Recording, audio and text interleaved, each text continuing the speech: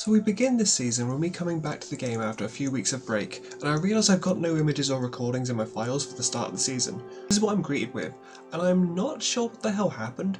I was then immediately confronted with the successful purchase of a defensive midfielder from Cabo Verde, and I might have been cooking something. What I'm not cooking, however, is ticket sales. In other happy transfer market news, we managed to grab a fairly solid North Korean who cost money for once. We then head straight into our second match of the season, and it was an unhappy experience. An unhappy experience that was followed by a fixture against the league leaders who picked up this absolutely disgusting strike against me. And these disappointing results were followed by... wow. But it's not all bad, because we picked up this late banger. We were then pitted against a relegation contender, and it was a scary match, but an absolute banger. I just said banger in two separate... Yeah, I shouldn't say banger that much. But with that and another draw immediately after, my dreams of being a mid-table team were starting to dwindle a little. A breath of life came to the squad in the most unexpected of forms. This statistically poor left back was putting in the season of his career when we had to temporarily fill in as a midfielder. Yeah, that's 5 goal contributions in 6 matches, where we've only picked up 1 win. Good on you, Chen. And we conceded a late stoppage time penalty to give points to a title contender, and apparently both teams agreed to do nothing for the final 45. And in the match that followed that, the first round of the cup, we were taken all the way to penalties by a second division team after our academy left back pulled out this thunderous bastard to equalise. And much to every storyteller's delight, our next cup opponent was destined to be the team that we relegated last season. We grabbed a standard 1-0 win against a team that we needed to beat. Clearly the story of the Chinese Super League in Game Week 8 was the result between Freetowns and Shandong. For the 9th match, we conceded a draw in the 87th minute, but honestly, I'll take it. A point is better than nothing, and nothing is what we got in Game Week 10, where I saw that we were scheduled to face a title contender. I knew that we would lose regardless of what I did, and so I decided to use this certain defeat as an opportunity to give a few of my starters some much needed rest. The next round of the cup was considerably easier than the first, and the quarterfinal draw was incredibly promising as it pitted us against the team right at the bottom of the lower division. Luck continued to be on my side as a late first half goal from one of our Australian centre-backs managed to secure us 3 points against a team that, by all accounts, should be competing for a spot in the Continentals for next season. I'm not exaggerating when I tell you that I spent the entire second half of this match sweating.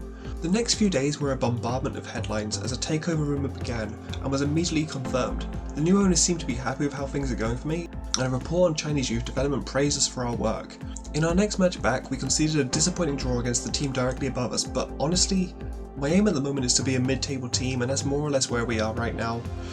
With another big gap coming up between matches, I arranged a bunch of friendlies against lower teams for an injection of morale. This cost me 2 vital players to injuries and losing the striker that we had on loan because I forgot that he was meant to be playing as a poacher. Oops. On to the final matches of the first half of the season, and, as I know by now, these are the teams I'll be expecting to face in the closing weeks of the campaign, and I've got to say, if we are anywhere close to 15th when this round of matches begins, we are screwed. But then I rounded it out against the worst team in the league, and you'd love to see it. When the summer transfer window opened, I went to check on what my scouts have been doing all this time, and I'm going to be honest, what the fuck is this? What is going on with Deke? Does Deke even exist? Now, I know that I had absolutely no right to win this one, my team deserved the loss here on this day, but this is an incredibly infuriating list of events to see. What do you mean that we had 3 disallowed goals? Is this payback for what my Bristol City side did to Tottenham in the previous save? Nevertheless, hope was restored as my North Korean and South Korean players united to put one over on the relegation teams and widen our safety net to 12 points. They then recorded the exact same scoreline in the cup to take us to the semi-finals, where our academy left back picked up both goals for himself. As a side note, Zhao Hong is a phenomenal talent for us in the cup, constantly getting goals and assists, but in league fixtures his attacking prowess is completely silenced. Now the real drama of these quarterfinals. The results elsewhere have left the cup in a state where we are the only top flight team remaining in the draw. And I'm starting to shake. If ever there was a moment to seize, this was ours. There may never be an opportunity like this again. Of course, our cup luck didn't carry over to the league, because this feels like I've been FM'd. Would you call this an FM? I think it wouldn't be unreasonable to have said that this should have been a 1-1 draw. But forget the despair, because we just booked our place in the cup final and then recorded another draw in the league against a team we really should be beating. But in the week immediately after, we got a very happy away win against another team that we need to be beating. These results are truly up and down as I record a loss that I'm satisfied with against a top team, before getting another good win with a late penalty save. We then recorded a couple of losses against the current informed team and the league leaders, but 1-goal losses against both of those teams is something I would take any day of the week. What I won't take, however, is that we lost to a team that are right next to us in the standings, but on the plus side, we didn't concede whatever the hell this was.